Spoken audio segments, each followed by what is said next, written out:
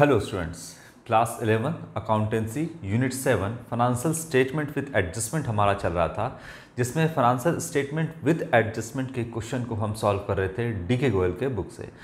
Question number 1 to 7 तक हमने last video तक सॉल्व कर लिया था।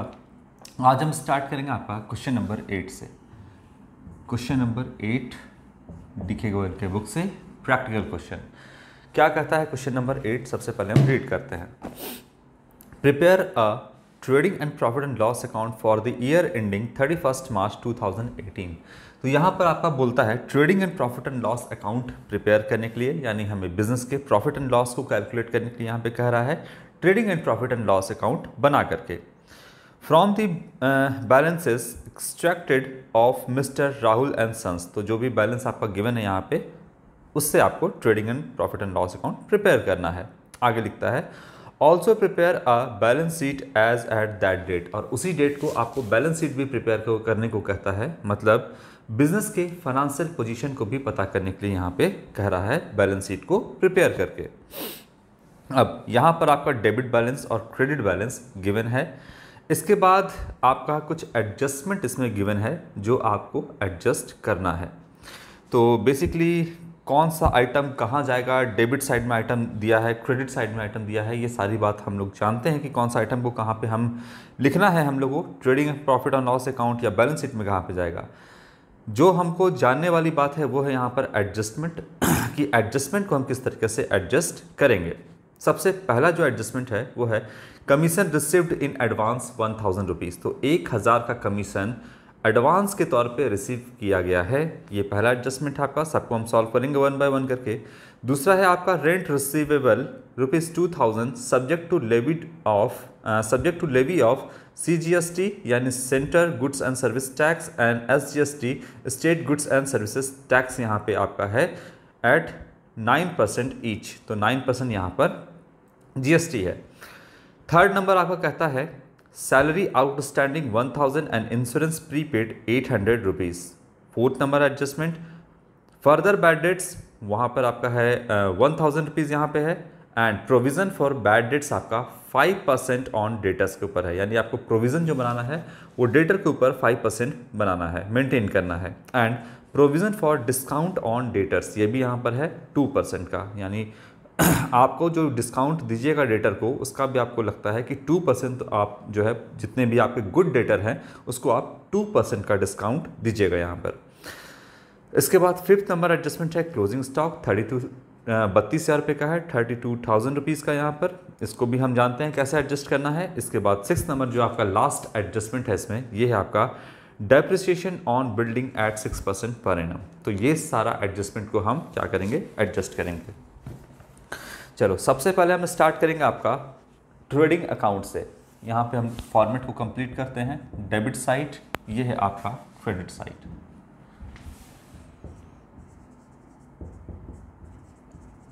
पर्टिकुलर्स अमाउंट, इसके बाद यहाँ हो जाएगा आपका पर्टिकुलर्स अमाउंट। ये साइड आपका है लायबिलिटी साइड, लायबिलिटीज, यहाँ हो जाएगा आपका अमाउंट, ये आपका एसेट्स साइड हो जाएगा, और यहाँ हो जाएगा आपका अमाउंट। बना रहे हैं कब हम, तो हमारा हो रहा है फॉर द ईयर एंडिंग 31 मार्च 2018। 31 मार्च 2018 ये जो हमारा फाइनेंशियल ईयर जो है हमारा वो 2017-18 फाइनेंशियल ईयर का हम यहाँ पे प्रिपेयर कर रहे हैं। चलिए अब इसको हम स्टार्ट करेंगे। देखिए सबसे पहला क्या है आपका, सबसे पहले हम ट्रेडिंग अकाउंट प्रिपेयर करेंगे, और यहाँ पे है आपका सबसे पहले ओपनिंग स्टॉक, यहाँ आ जाएगा टू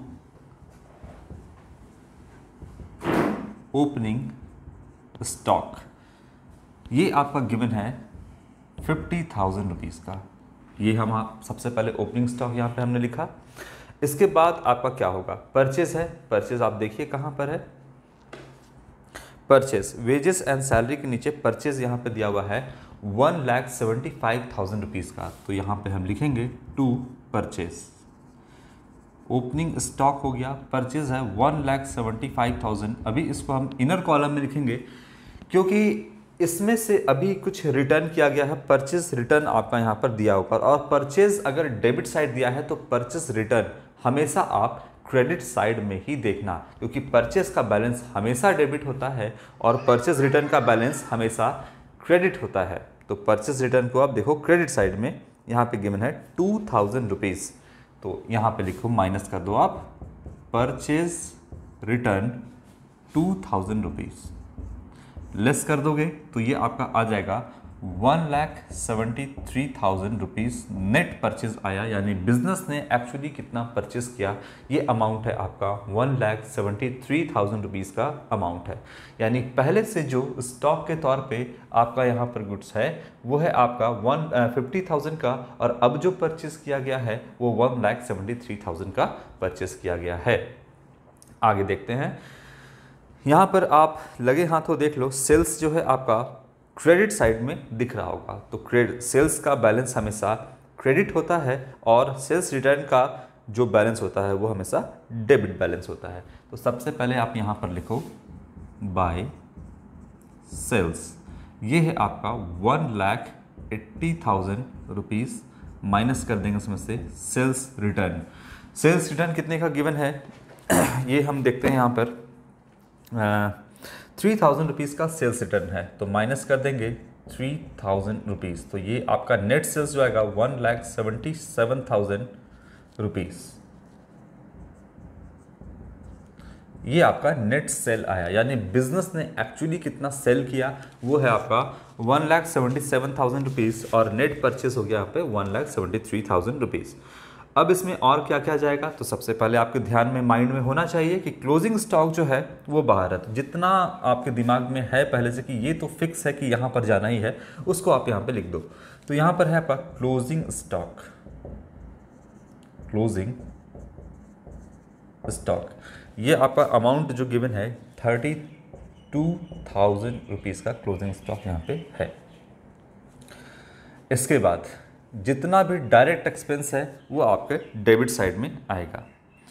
अच्छा, क्लोजिंग स्टॉक यहाँ लिख दिए, तो यहाँ पर भी हम क्लोजिंग स्टॉक को लिख देते हैं, क्योंकि क्लोजिंग स्टॉक जो है अगर ट्रायल बैलेंस के बाहर दिया है तो ये दो जगह पर जाएगा, एक आपका ट्रेडिंग के क्रेडिट साइड में और दूसरा बैलेंस शीट के एसेट साइड में। क्योंकि क्लोजिंग स्टॉक ट्रायल बैलेंस के बाहर तब रहता है जब वो परचेज से एडजस्ट नहीं किया गया हो तब, तो ये दो जगह पे जाता है, ये हम शुरू से आपको बताते आ रहे हैं। तो 32,000 का आपका यहाँ पे क्लोजिंग स्टॉक किया। अब देखते हैं कौन कौन सा डायरेक्ट एक्सपेंस है।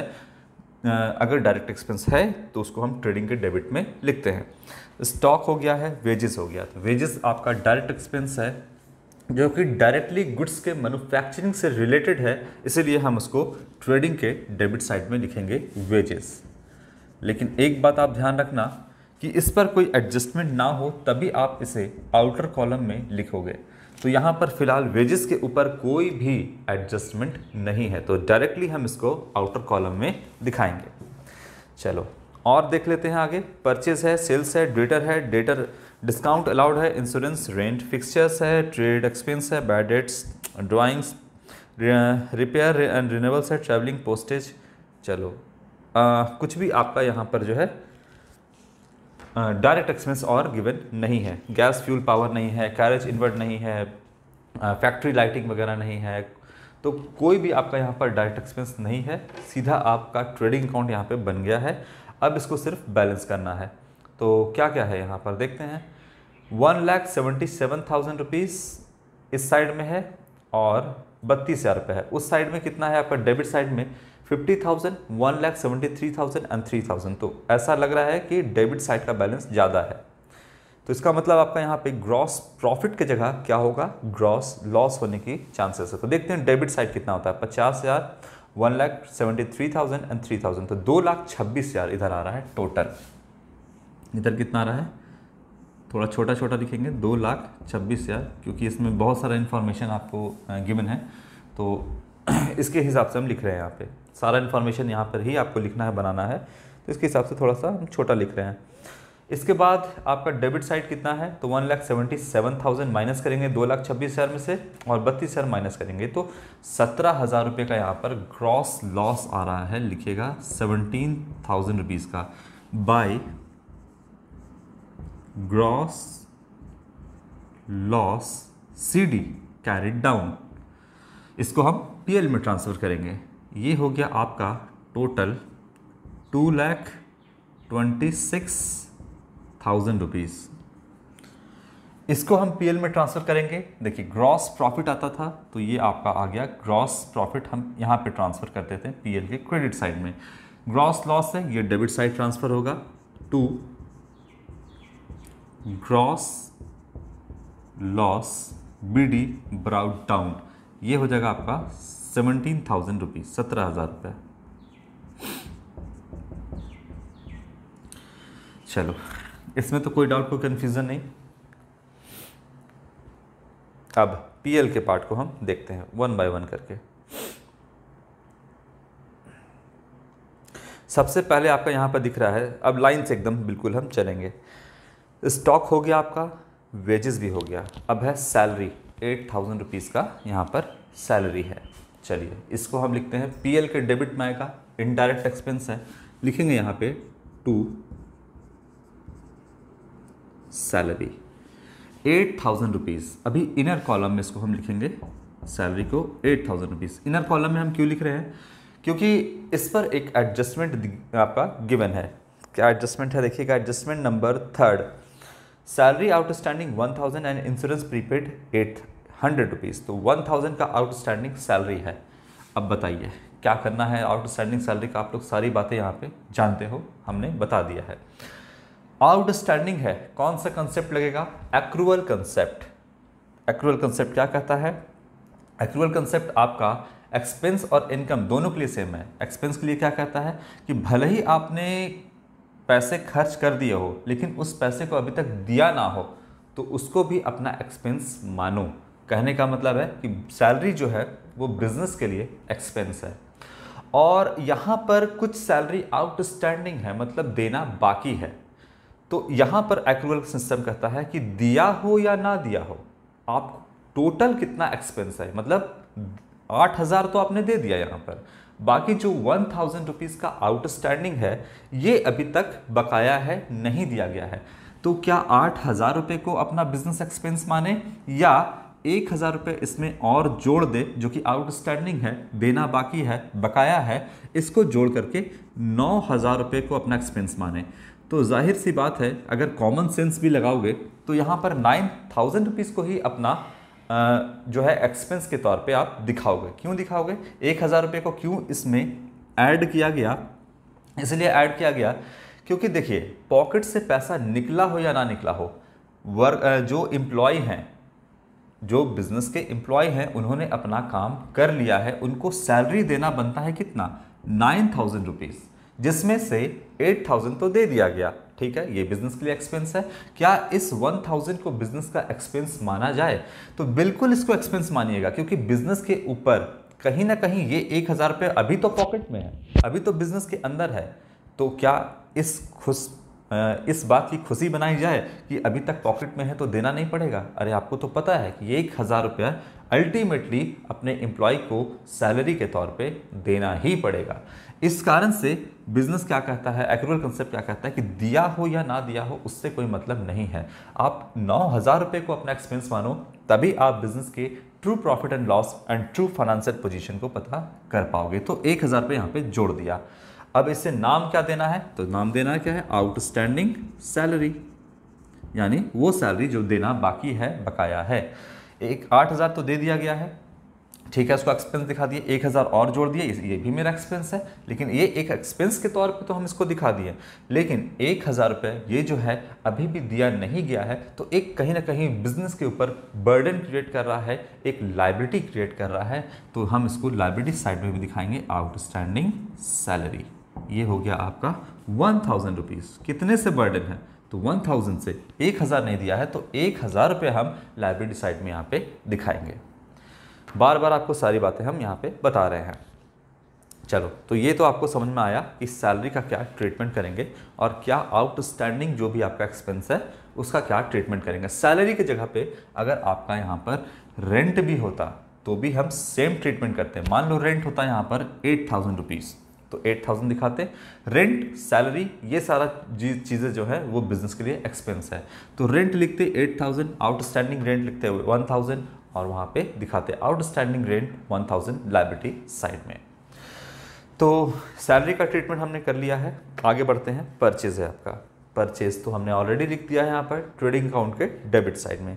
सेल्स रिटर्न भी हो गया है। अब आगे है एस डेटर्स, मतलब सन्ड्री डेटर्स। तो चलिए अब डेटर का सारा ट्रीटमेंट हम यहाँ पे हमको करना होगा। क्या क्या ट्रीटमेंट है अब देखते हैं। आते हैं बैलेंस शीट के, आ जाओ आप एसेट साइड में, लिखो सन्ड्री डेटर्स। एस डेटर का मतलब सन्ड्री डेटर्स। डेटर्स बिजनेस के लिए एसेट होता है, इसलिए एसेट साइड में लिख दिए। और अमाउंट जो है गिवन है आपका। अब अमाउंट आप खोजने में लेट नहीं करना, क्योंकि आप फटाफट देखो कि डेटर डेबिट साइड में होगा या क्रेडिट साइड में हो, तो डेबिट साइड में होगा, जाहिर सी बात है। तो यहाँ पे हम लिखते हैं 82,000, क्योंकि डेटर एसेट होता है और सारे एसेट का बैलेंस डेबिट होता है, इसलिए हम यहाँ पे लिख दिए डेटर। अब क्या क्या इन्फॉर्मेशन यहाँ पे गिवन है देखिए।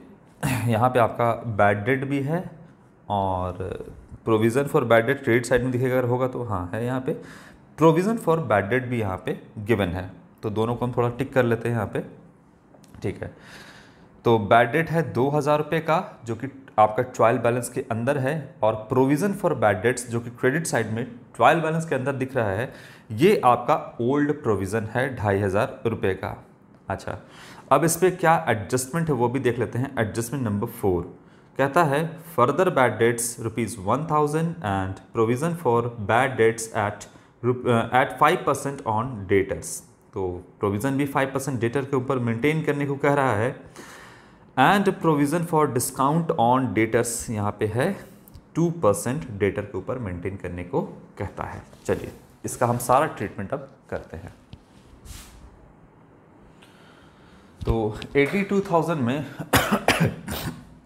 सबसे पहले बात समझाएंगे कि कितना बैड डेट ट्रायल बैलेंस के अंदर आपका दिया है। तो ये बैड डेट आपका 2,000 रुपये का ट्रायल बैलेंस दिया है, जो कि ऑलरेडी डेटर से एडजस्टेड है।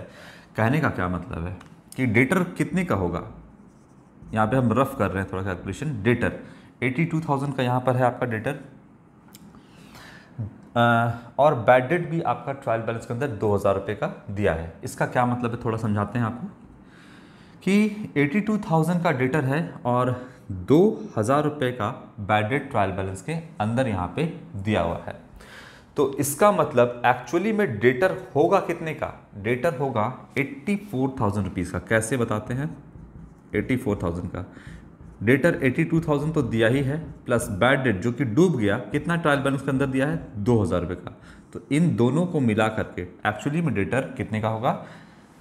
84,000 रुपीज़ का, जिसमें से अगर ट्रायल बैलेंस के अंदर बैड डेट दिया है तो इसका मतलब ये डेटर से एडजस्ट है। ये हम जो बैड डेट लिख रहे हैं ये ट्रायल बैलेंस के अंदर वाला 2,000 रुपया है, ये लिख रहे हैं।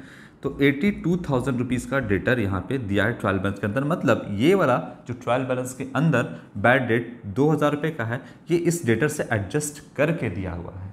ठीक है, तो यहाँ पर 82,000 का यहाँ पे डेटर गिवन है, जो कि हम यहाँ पे लिखे सन्ड्री डेटर्स। ठीक है बात।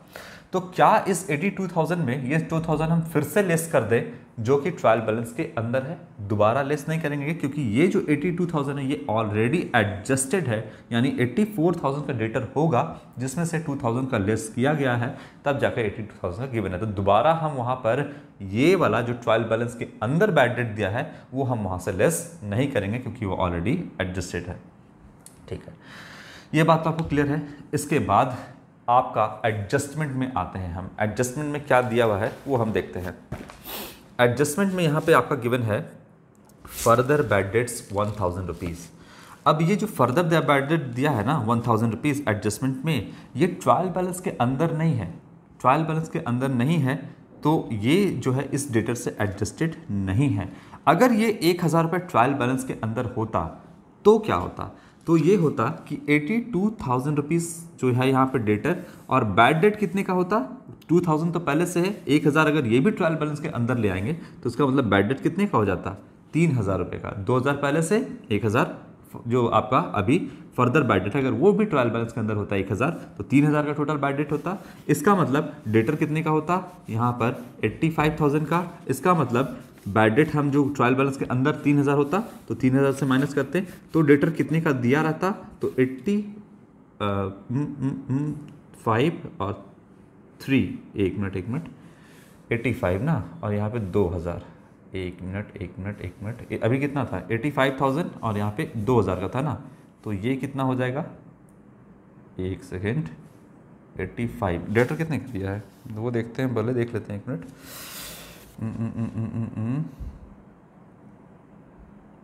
82,000 का डेटर दिया है ना यहाँ पे, 82,000 का है, ठीक है। 85 का डेटर हो गया आपका ना, नहीं यहाँ पे तो अभी 85 लिखे ना, ठीक है। तो ये 80 और 84,000 का पहले होता है, तो 2000 होता है तो 82,000 होता है, ठीक है। पहले से डेटर 84,000 का होता है मिला करके, अगर ये 2000 तो 84,000 का होता है, जिसमें से 2000 हम लेस करते तो यहाँ पर 82,000 का ये डेटर होता जो यहाँ गिवन है। अगर 1000 ये भी ट्रायल बैलेंस के अंदर होता तो ये 3000 रुपये का आपका हो जाता। अगर ये 3000 होता तो ये होता 85,000 का, और इसमें से कितना माइनस करते हैं हम, हाँ 85,000 का और 3000 माइनस करते, तब जाकर के ये भी आता आपका 82,000 रुपीज़, है ना।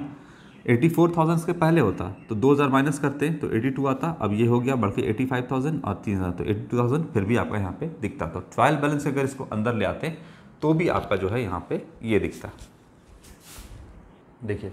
तो यहाँ पर 82,000 का डेटर है, अगर वो भी फर्दर बाय डेट वाला भी इसमें होता तो 3000 रुपये हम यहाँ पे ऐड करते तो डेटर होता 85,000।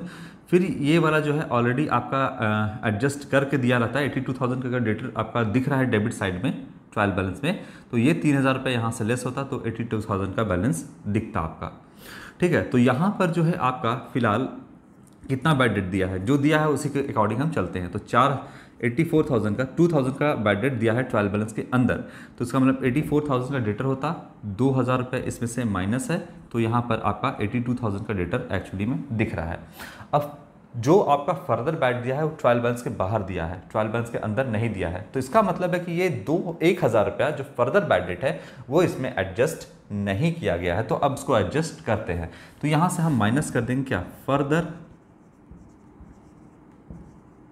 बैड डेट्स कितना है 1,000 रुपीज़ ना, 1,000 रुपीज़ माइनस कर देंगे तो ये हो जाएगा आपका 81,000 का। अब जो है आपका गुड डेटर यहाँ पे दिख रहा है। फिलहाल इसको हटा देते हैं हम यहाँ से। बेसिकली आपको कंसेप्ट समझ में आना चाहिए, एग्जामिनेशन में एज इट इज़ क्वेश्चन नहीं देगा, अमाउंट अलग रहेगा, बट आपको कंसेप्ट याद रहेगा तो कैलकुलेशन करके आप सारा यहाँ पे कर लोगे। और स्टेप बाय स्टेप किस तरीके से करना है वो भी हम यहाँ पे डिस्कस कर रहे हैं। तो चलिए, यहाँ पर आपको कंसेप्ट समझ में बेसिकली आना चाहिए कि कब हम किसको माइनस करेंगे, क्यों नहीं करेंगे। इसके बाद हो गया आपका फर्दर बैड डेट्स। अब करेंगे प्रोविज़न का काम, जो न्यू प्रोविज़न है। ओल्ड प्रोविज़न को अभी रहने दीजिए, वो तो आपका पिछले साल डेबिट किया होगा। फिलहाल न्यू प्रोविज़न जो एडजस्टमेंट में गिवन है, provision for bad dates 5% on debtors, ये आपका न्यू प्रोविज़न है। और अब जो डेटर है पैसा डूब गया, 82,000 का डेटर था जिसमें से 1,000 पे फर्दर बैड डेट हो गया, फिर से डूब गया, तो 81,000 का मेरा गुड डेटर है, जिसमें से हमको लगता है, ऐसा बिजनेस को बोलता है कि 5% का और मेंटेन करिए, डेटर के ऊपर प्रोविज़न बनाइए। तो इसका मतलब लगता है कि 81,000 का जो अभी है इसमें से 5% का और हमको पैसा नहीं मिलेगा, फ्यूचर में एक्सपेक्टेड लॉस है, इसके लिए हम प्रोविज़न बना रहे हैं। तो हमको लगता है कि 5% यानी 81,000 का क्या लिखेंगे, न्यू प्रोविज़न लिखते हैं। New provision for bad and doubtful debts आप लोग पूरा लिखिएगा। 81,000 का कितना परसेंट है, 5% आपका है, यह आ जाएगा 4050, ये आता है आपका। तो इतने का पैसा आपका और नहीं देगा। 81,000 में से 4050 का आपका पैसा नहीं देगा, तो कितने का आपका गुड डेटर अभी है फिलहाल 76950, ये आपका आएगा गुड डेटर। अच्छा, एक चीज़ और दिया आपका एडजस्टमेंट में, ये दिया है provision for discount on debtor 2%। अब मेरा गुड डेटर कितने का बताइए। सबसे पहले डेटर था 82,000 का, जिसमें से 1,000 तो डूब ही गया, तो 81,000 का बचा। हमको लगता है कि 5% का और नहीं देगा, तो 4,050 रुपीज़ का हमको और डेटर जो है यहाँ पे पैसा नहीं देगा। तो अब मेरे पास जो गुड डेटर है वो कितना है, 76,950 रुपीज़ का जो गुड डेटर है। अब डेटर को डिस्काउंट देने की बात है कि फ्यूचर में जो है हम कुछ डेटर को डिस्काउंट भी तो देंगे। तो डिस्काउंट अगर हम उसको देंगे, इसके लिए हमको एक प्रोविज़न बनाना होगा, प्रोविज़न मेंटेन करना होगा। तो किस पर प्रोविज़न आप बनाइएगा? क्या आप 82,000 में बनाइएगा? नहीं बना सकते, क्योंकि 1,000 तो डूब जाएगा। तो ये मेरा गुड डेटर है ही नहीं, इसमें से 1,000 डूबा तो 81,000 का आया।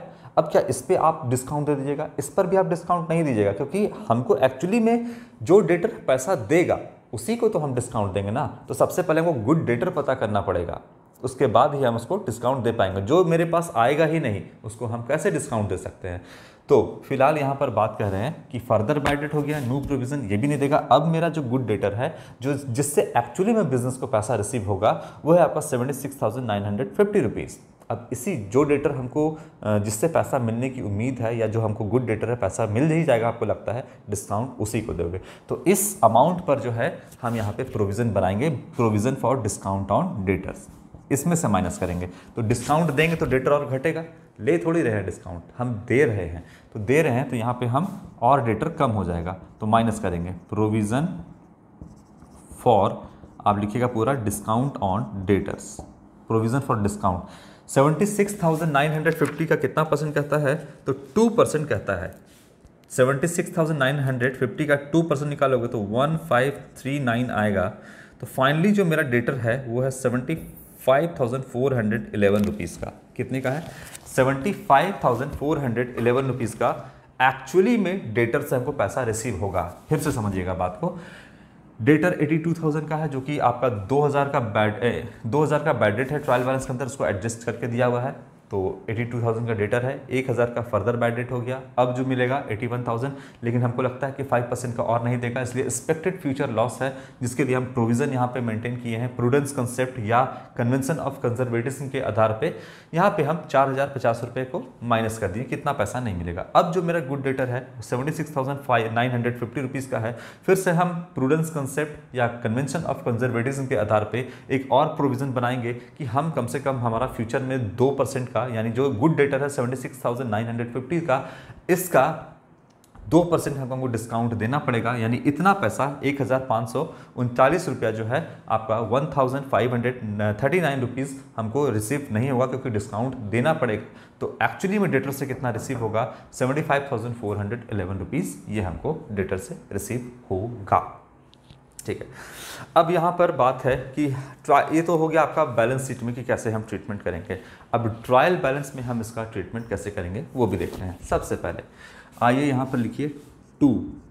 अब 2 लिखने से पहले या बाय लिखने से पहले आप सोच लीजिएगा एक बार कि ओल्ड प्रोविज़न जो है, यहाँ पर bad debts, further bad debts, new provision, इन सब को जोड़ करके एक बार आप देख लीजिएगा इससे ज़्यादा है या कम है। अगर ओल्ड प्रोविज़न कम है तो इधर होगा, ज़्यादा है तो इधर होगा। ये बात हम प्रीवियस वीडियो में डिस्कस कर चुके हैं, इसलिए बार बार यहाँ पर हम एक ही बात को नहीं बोलते रहेंगे। चलो, तो यहाँ पर सबसे पहले आपका लिखो डेबिट साइड में 2,000 रुपये बैड डेट है। यहाँ लिखो बैड डेट्स, छोटा छोटा लिखेंगे, 2,000 रुपये का। ये ट्रायल बैलेंस के अंदर वाला आपका बैड डेट है। यहाँ पे क्यों लिख रहे हैं? क्योंकि डेटर से एडजस्ट किया गया था, इसलिए यहाँ पर तो हम वो वाला बैड डेट माइनस नहीं किए, लेकिन बिजनेस के लिए लॉस है, इसलिए हम इसको डेबिट साइड में तो दिखाएंगे। इसमें हम ऐड कर देंगे प्लस फर्दर बैड डेट्स, ये हो गया आपका 1,000 का। 1,000 रुपये और डूब गया तो टोटल 1,000 रुपये कौन सा? ये वाला फर्दर बैड डेट डूबा। तो हमारा कितना पैसा डूब रहा है यहाँ पे? 3,000 रुपये डूब रहा है। हमको लगता है न्यू प्रोविज़न की और पैसा हमारा डूबेगा 5% डेटर के ऊपर। तो न्यू प्रोविज़न जो है यहाँ पे देखिएगा, ये है 4050, तो ये हो जाएगा 050 7,000 है ना। कितना हो जाएगा? एक मिनट, 7050 ये हो जाएगा आपका। इतना पैसा मेरा डूब रहा है, 7050। अच्छा, अब इसके आगे हम क्या करेंगे? तो ओल्ड प्रोविज़न है, जो पिछले साल आपको लगता था कि पिछले साल का न्यू प्रोविज़न कितना है, 2,500 रुपये है। गिवन कितना है आप देख लीजिएगा एक बार, ये आपका दिया हुआ है, हाँ 2,500 रुपये।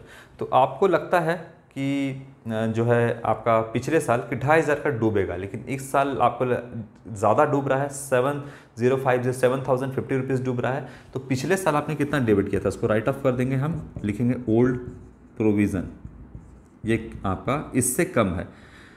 तो इस साइड में आपका सारा एंट्री होगा, ओल्ड प्रोविज़न है आपका कितना, 2,500 रुपये है ना। तो यहाँ पे हम लिखेंगे 2500, यही है आपका। हाँ, तो कितना आ जाएगा आपका, एक्चुअली में पैसा कितना डूब रहा है, तो यह है 4,550, ये आ जाएगा आपका 4,550, 4,550 रुपीज़। तो ये आप इसका ट्रीटमेंट होगा। ये 2,500 अगर 7,050 रुपीज़ से 1 रुपया भी ज़्यादा होता तो पूरा बैड डेट इस साइड में आप इसका एंट्री करते हैं। कैसे करते हैं, तो 7,000 अगर मान लो 50 है यहाँ पे और 51 रहता, तो यहाँ पे लिखते 7,051, old provision by old provision 7,051 rupees, इसमें से माइनस कर देते आप क्या, इसमें से माइनस करते bad debt, further bad debt और न्यू प्रोविज़न माइनस करते, तो 1 रुपया इस साइड में आता आपका। तो फिलहाल ऐसा कुछ नहीं है, इसलिए हम इसको डेबिट साइड में दिखा रहे हैं। तो ये तो हो गया आपका बैड डेट का। इसके बाद जो है आपका, इसी क्वेश्चन को हम कंटिन्यू करेंगे नेक्स्ट वीडियो में। Thank you.